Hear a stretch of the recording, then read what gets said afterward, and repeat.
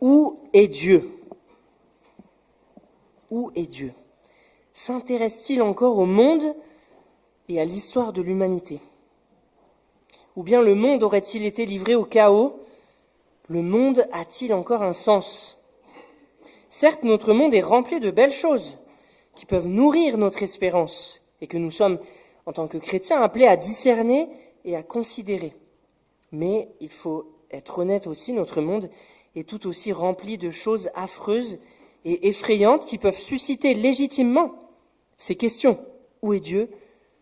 S'intéresse-t-il encore à l'histoire du monde et à l'histoire de l'humanité ? Le conflit entre l'Ukraine et la Russie, qui malgré les promesses de Trump de le régler en 24 heures, perdure. Le conflit entre Israël et Gaza, le Liban et l'Iran. Désormais, le conflit entre l'Inde et le Pakistan. Les 380 millions de chrétiens à travers le monde qui sont exposés à des discriminations au mieux, à des persécutions au pire, à cause de leur foi. Où est Dieu ? Voilà des questions que nous pouvons nous poser aujourd'hui face aux crises de notre monde et que les chrétiens du 1er siècle devaient se poser déjà à cause de la persécution grandissante qu'ils subissaient de la part de l'Empire romain. Et l'apôtre Jean, dans l'Apocalypse, dans lequel nous prêchons jusqu'à fin août maintenant, l'apôtre Jean est invité dans le ciel, rien de moins que ça, pour partager à ces chrétiens du 1er siècle et à nous à leur suite une vision des coulisses de l'histoire, afin de renouveler leurs forces pour tenir bon dans un monde en crise. Et puisque nous sommes nous-mêmes de nouveau, et c'est malheureusement régulier dans l'histoire de l'humanité, dans un monde en crise, ces encouragements adressés à ces premiers chrétiens pourraient bien nous aussi nous encourager et renouveler nos forces pour persévérer et tenir bon dans un monde en crise. Je vous invite à lire avec moi dans le livre donc de l'Apocalypse au chapitre 4. Apocalypse chapitre 4. Après cela, je vis une porte ouverte dans le ciel, et la voix que j'avais entendue me parler au début, au chapitre 1, et qui résonnait comme une trompette, me dit « Monte ici, et je te montrerai ce qui doit arriver après cela. » À l'instant, l'Esprit se saisit de moi, et voici, il y avait un trône dans le ciel, et sur ce trône, quelqu'un siégeait. Celui qui siégeait avait l'aspect d'une pierre de jaspe et de sardoine. Un arc-en-ciel entourait le trône, brillant comme l'émeraude. Autour du trône se trouvaient 24 trônes, et sur ces trônes siégeaient 24 représentants du peuple de Dieu. Ils étaient vêtus de blanc et portaient des couronnes d'or sur la tête. Du trône jaillissaient des éclairs, des voix et des coups de tonnerre. Devant le trône brûlaient 7 flambeaux ardents, qui sont les 7 esprits de Dieu. Devant le trône s'étendait comme une mer de verre, transparente comme du cristal. Au milieu du trône et tout autour se tenaient 4 êtres vivants entièrement couverts d'yeux, devant et derrière. Le premier d'entre eux ressemblait à un lion, le deuxième à un jeune taureau, le troisième avait le visage pareil à celui d'un homme, et le quatrième était semblable à un aigle en plein vol. Chacun de ces 4 êtres vivants avait 6 ailes, couvertes d'yeux par-dessus et par-dessous. Jour et nuit, ils ne cessent de dire « Saint, Saint, Saint est le Seigneur Dieu, le Tout-Puissant, celui qui était, qui est et qui vient. » Et chaque fois que les êtres vivants présentent leur adoration, leur hommage et leur reconnaissance à celui qui siège sur le trône, à celui qui vit éternellement, les 24 représentants du peuple de Dieu se prosternent devant celui qui siège sur le trône et adorent celui qui vit éternellement. Ils déposent leur couronne devant le trône en disant « Tu es digne, notre Seigneur et notre Dieu, qu'on te donne gloire, honneur et puissance, car tu as créé tout ce qui existe. L'univers entier doit son existence et sa création à ta volonté. Amen. » Je vous invite à prier. Seigneur, merci pour ta parole qui est la vérité. Transforme-nous par ta vérité et donne-nous de regarder le monde dans lequel nous vivons à la lumière de cette vérité que tu as révélée à Jean et qui est transmise jusqu'à nous. Amen. Ce que découvre Jean après avoir été invité à monter par la porte ouverte dans le ciel, peut sembler peut-être tout à fait banal pour les croyants. Dieu règne depuis le trône céleste. Mais face à la réalité du monde qui, à chaque génération, on l'a dit, peut sembler cacher ce règne, voire nous faire poser la question de sa réalité. Dieu règne-t-il vraiment au vu de ce qui se passe dans le monde? Cette vision est en fait, je crois, un puissant encouragement pour les premiers chrétiens et pour nous aujourd'hui. Un rappel que l'on a besoin d'entendre régulièrement. Malgré les apparences, Dieu est souverain. Il est assis sur le trône dans le ciel, il règne sur tout l'univers.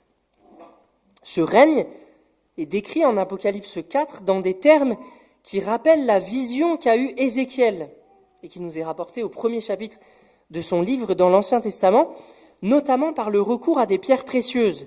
Déjà, Ézéchiel, au chapitre 1, par la vision qu'il a eue, décrivait les réalités célestes et le règne de Dieu en ayant recours à des pierres précieuses.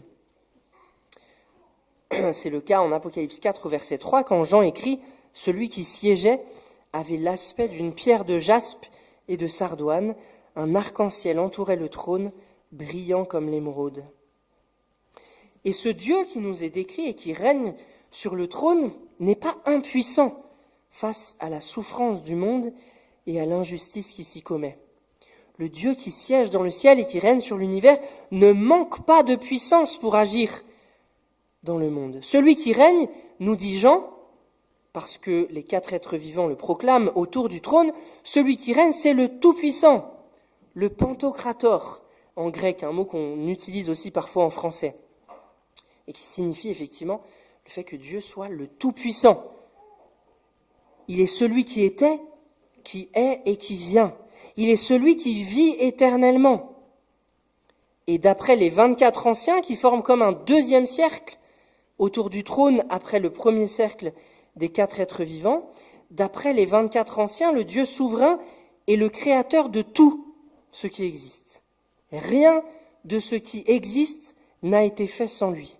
L'univers entier, avec tout ce qu'il contient, doit son existence et sa création à sa volonté.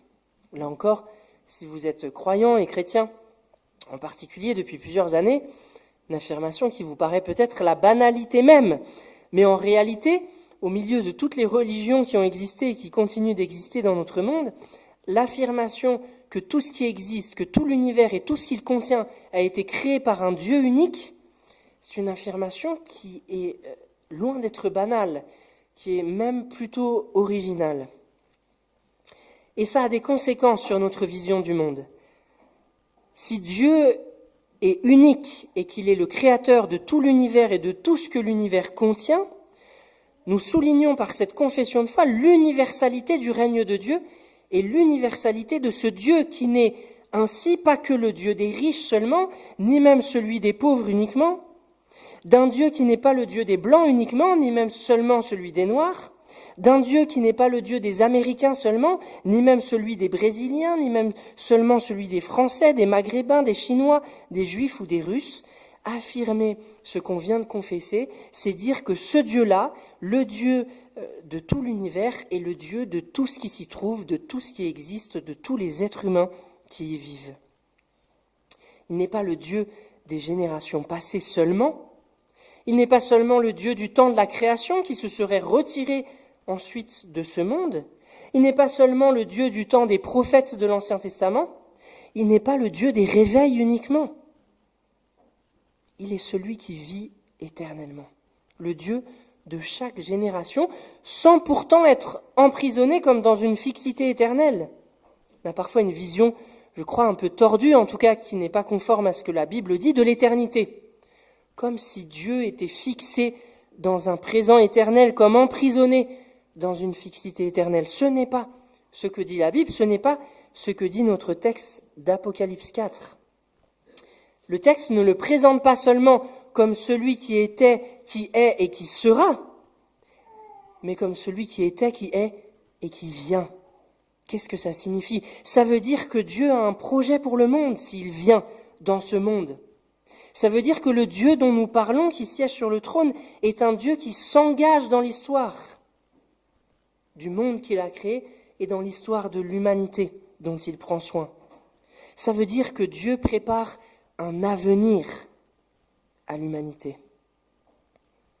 Dieu est donc assis, siégeant sur un trône dans le ciel. Dieu est tout-puissant, il ne manque pas de puissance pour agir dans le monde et pour agir dans l'histoire de l'humanité. Et son projet, il vient, son projet est pur de toute complicité avec le mal, pur de toute injustice et pur de toute tromperie, parce qu'il est lui-même saint, saint, saint. Cette triple affirmation de la sainteté de Dieu, on dit parfois que Dieu est 3 fois saint. Bon, qu'est-ce que ça veut dire 3 fois saint ? Je ne sais pas trop, mais en tout cas, il est saint, saint, saint, absolument saint, pur, comme je le disais, de toute complicité avec le mal. Ça veut dire absolument bon, absolument aimant envers le monde qui lui appartient et dont l'existence dépend de lui. Cette triple affirmation de la sainteté de Dieu, qui est proclamée encore une fois par les 4 êtres vivants autour du trône, est en fait une reprise de la même parole confessée par ce qu'on a pris coutume d'appeler les séraphins en Ésaïe 6. En Ésaïe 6, Ésaïe nous raconte une vision qu'il a eue, vision à travers laquelle Dieu l'a justement appelé et installé dans son ministère de prophète. Et en réalité, les 4 êtres vivants de notre texte d'aujourd'hui, d'Apocalypse 4, mélangent des traits des 4 chérubins de la vision d'Ézéchiel 1, dont j'ai déjà parlé, et des séraphins, dont on ne dit pas le nombre, de la vision d'Ésaïe 6. Nos 4 êtres vivants d'Apocalypse 4 sont une sorte de figure mélangée des 4 chérubins d'Ézéchiel 1 et des séraphins d'Ésaïe 6. Et vous n'êtes pas obligés d'être d'accord avec moi, mais à mon avis, il ne s'agit pas d'anges, il ne s'agit pas d'êtres réels, il s'agit d'êtres symboliques qui représentent très vraisemblablement l'ensemble de la création de Dieu. Ce sont des êtres symboliques qui mélangent des traits d'êtres réels. Dans notre texte, on nous dit des 4 êtres vivants que l'un a le visage d'un être humain, l'autre le visage d'un aigle en plein vol, l'autre qu'il a l'apparence d'un taureau, l'autre encore qu'il a l'apparence d'un lion. Ils mêlent donc des traits de créatures qui existent réellement, mais eux-mêmes, notamment à cause de ce mélange de créatures qui existent vraiment, sont, à mon avis, et encore une fois, vous n'êtes pas obligés d'être d'accord, des êtres qui n'existent pas, qui dans la Bible ne sont jamais identifiés à des anges. Les anges, au contraire, sont, je crois, profondément des êtres qui existent, mais ces séraphins d'Ésaïe 6, qui sont des serpents ailés, les chérubins d'Ézéchiel 1 et nos 4 êtres vivants ici, à mon avis, sont des êtres qui n'existent pas, mais qui symbolisent ici dans la vision l'ensemble de la création de Dieu, représenté par 4 figures choisies, l'être humain, le taureau, le lion et l'aigle en plein vol. Leur présence donc autour du trône confirme le règne universel de Dieu sur toute la création représentée par ces 4 êtres vivants. À travers ces 4 êtres, toute la création bénéficie de la souveraineté de Dieu et en retour lui rend gloire en l'adorant. Et il en est de même des 24 anciens, ce 2e cercle autour du trône, qui représente très vraisemblablement le peuple de Dieu à travers tous les siècles. Les 12 patriarches des 12 tribus d'Israël, peuple de Dieu de l'Ancienne Alliance, et les 12 apôtres, patriarches du peuple de la Nouvelle Alliance, l'Église à laquelle nous appartenons. C'est très intéressant de voir que ces 24 anciens sont revêtus des attraits promis aux vainqueurs dans les 7 lettres adressées aux églises au chapitre 2 et 3, donc les chapitres qui précèdent le texte que nous avons lu.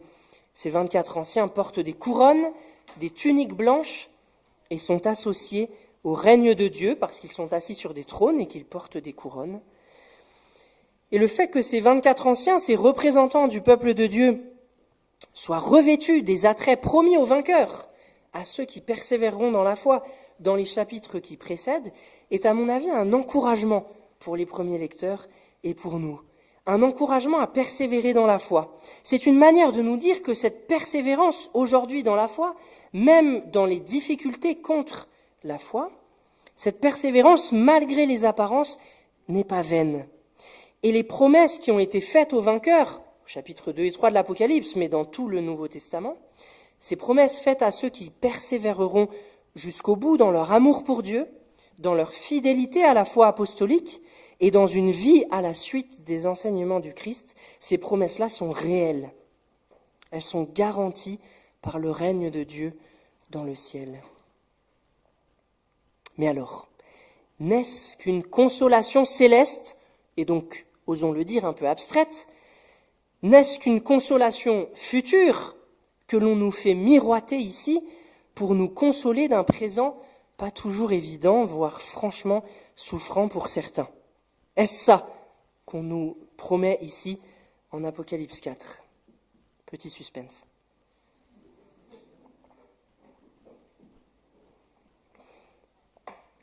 Non, ce n'est pas ça. Ce n'est pas seulement ça. Car le texte ne nous parle pas juste d'un règne à venir, mais du règne présent du Dieu créateur. Il est celui qui était, qui est et qui vient.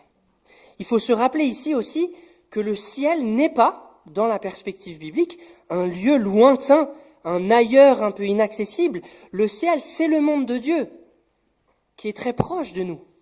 Parce que depuis le ciel, Dieu règne sur le ciel, mais également sur la terre. La souveraineté de Dieu dont nous avons parlé, et qui est décrite par cette vision, inclut donc sans hésitation la terre, dès à présent. Et avec la terre, nos vies et nos trajectoires personnelles. Et c'est là le fondement de notre espérance. Malgré les apparences, malgré les crises que traverse notre monde, malgré les crises personnelles que l'on peut traverser dans nos trajectoires de vie, un Dieu saint, un Dieu donc absolument bon, un Dieu tout-puissant, un Dieu aimant, le Dieu créateur de tout, règne sur notre monde et sur nos vies. Cela ne résout pas toutes les questions que nous pouvons avoir face au mal et à l'injustice. Ça ne répond pas à toutes nos questions, mais ça nourrit, je crois, notre confiance et notre espérance. Contre la peur de ce qui pourrait arriver, contre la peur du pouvoir de ceux qui fomentent le mal dans le monde, contre les complots, contre les erreurs politiques, les erreurs économiques, les erreurs écologiques qui sont commises, contre l'incompétence dont peuvent parfois faire preuve ceux qui nous dirigent, contre les mensonges. Dieu règne. Et loin d'être un déni de réalité, cette confession de foi fonde, me semble-t-il, pour le peuple de Dieu, la prière de lamentation. Si Dieu est souverain, si Dieu est tout-puissant et aimant, c'est vers lui qu'il convient de se tourner dans la souffrance pour se plaindre des crises du monde et de notre propre souffrance. C'est ce que fait Job dans l'Ancien Testament. Dans sa souffrance et même dans son incompréhension de ce que Dieu fait pour qu'il se retrouve dans cet état, c'est vers Dieu qu'il continue de se tourner. Job 19, verset 25 par exemple. « Mais je sais, moi, que mon défenseur est vivant. En dernier lieu, il surgira de la poussière. » C'est ce que fait Jésus lui-même à la croix, en priant, reprenant le psaume 22, « Mon Dieu, pourquoi m'as-tu abandonné ?» C'est encore ce que feront les âmes des martyrs, tués à cause de leur foi, sous l'autel au chapitre 6, sur lequel nous prêcherons dans 2 semaines, je crois, ou... Non, un peu plus, parce qu'il y a l'ascension et tout ça. En tout cas, nous retrouverons à un moment donné les âmes des martyrs sous l'autel, au chapitre 6 de l'Apocalypse, les âmes qui crient à Dieu « Jusques à quand ? Jusques à quand, Seigneur, tarderas-tu à venger notre sang ?» La toute-puissance de Dieu, son règne souverain, pleinement saint, pleinement aimant, absolument bon, dans le ciel. Si cette confession en ce règne ne règle pas toutes les questions que nous pouvons avoir face au mal et face à l'injustice, cette confession nourrit notre confiance, notre espérance et une certaine spiritualité de la lamentation devant Dieu. Plus subtil dans notre texte, la présence agissante de Dieu dans la création dès aujourd'hui est également signalée, je crois, par la description des 4 êtres vivants autour du trône. On nous dit qu'ils sont couverts d'yeux devant et derrière. Alors, il ne faut pas forcément faire une représentation visuelle de ça, ça peut être assez monstrueux d'ailleurs, mais ça a un sens symbolique. Qu'est-ce que ça signifie ? Au chapitre 5, sur lequel on entendra une prédication de Gérard dimanche prochain, on découvrira que les 7 yeux sont les 7 esprits de Dieu envoyés par toute la terre.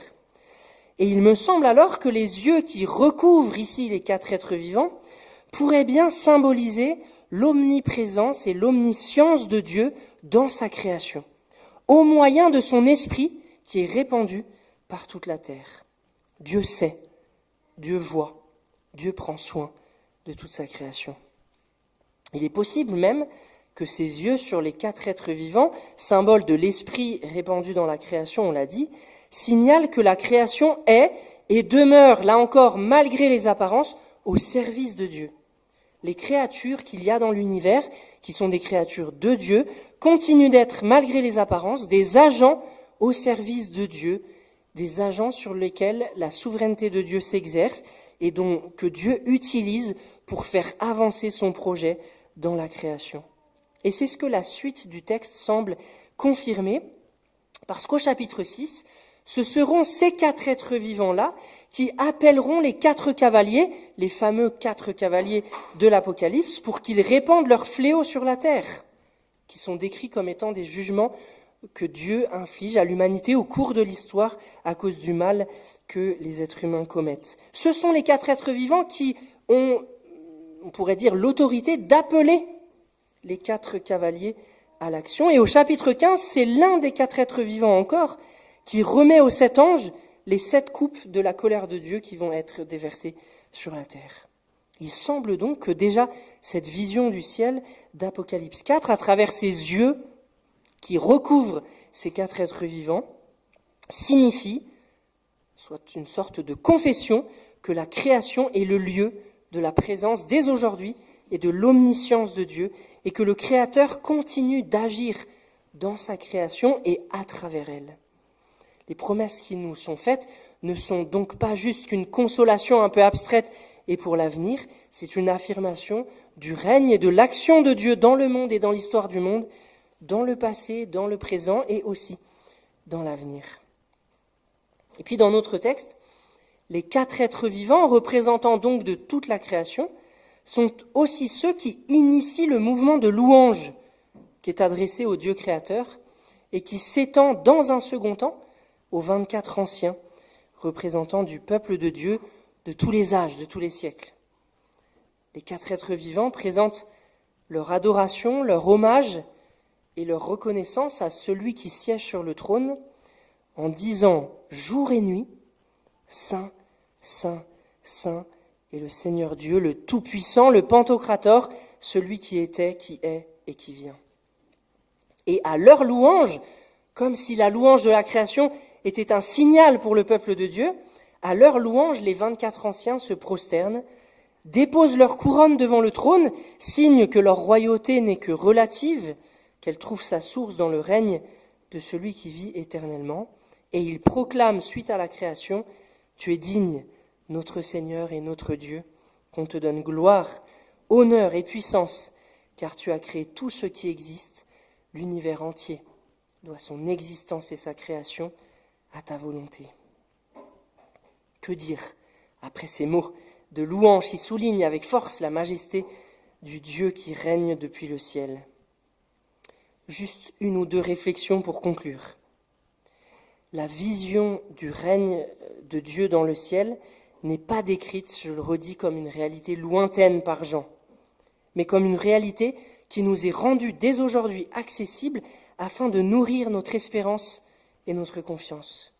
L'Esprit de Dieu fait comme le pont entre cette réalité céleste dont on prie qu'elle advienne aussi sur la terre, dans le Notre Père qu'on va chanter dans un instant. L'Esprit de Dieu fait comme le pont entre cette réalité céleste et nos réalités terrestres. Et la louange, bien que ce ne soit pas elle qui nous fasse monter au ciel, nous est présentée dans ce texte comme la réponse humaine appropriée à ce règne de Dieu et à sa présence dans la création par son esprit. La louange du peuple de Dieu, la louange de notre Église chaque dimanche, s'inscrit à la suite de la louange de la création, une louange qui résonne même dans le ciel autour du trône de Dieu. Que notre louange, alors chaque dimanche, nourrisse notre persévérance dans la foi et fortifie notre confiance dans la souveraineté de Dieu, même au cœur de la souffrance. Amen. Je vous invite à quelques instants de silence pour recevoir ces paroles. Seigneur, merci pour cette vision que tu as donnée à Jean, qu'il a transmise aux chrétiens de sa génération il y a à peu près 2000 ans. Merci pour cette révélation qui parvient jusqu'à nous au fil des siècles et qui, pour nous encore aujourd'hui, est un puissant encouragement pour que nous persévérions dans la foi, cherchant à discerner ta présence dès aujourd'hui par ton esprit répandu sur toute la terre, dans ce monde qui t'appartient, que tu as créé, avec tout ce qu'il renferme et tout ce qu'il contient. Merci parce que malgré les apparences, malgré le mal qui se commet et qui suscite notre incompréhension de manière tout à fait légitime, malgré les injustices qui se commettent, que nous commettons nous-mêmes parfois, que nous subissons d'autres fois, tu règnes dans le ciel et même si nous ne comprenons pas tout, tu n'es pas limité dans ta puissance pour agir, tu n'es pas limité dans ton amour et ta bonté pour le monde, tu n'es pas limité dans ta sainteté. Et tu règnes, malgré les apparences, dès aujourd'hui, sur notre monde et sur nos trajectoires et nos vies personnelles. Merci pour la création qui te loue et qui nous invite, aujourd'hui encore, à te louer à la suite de cette louange de toute ta création qui t'est offerte et qui monte jusqu'à ton trône. Amen.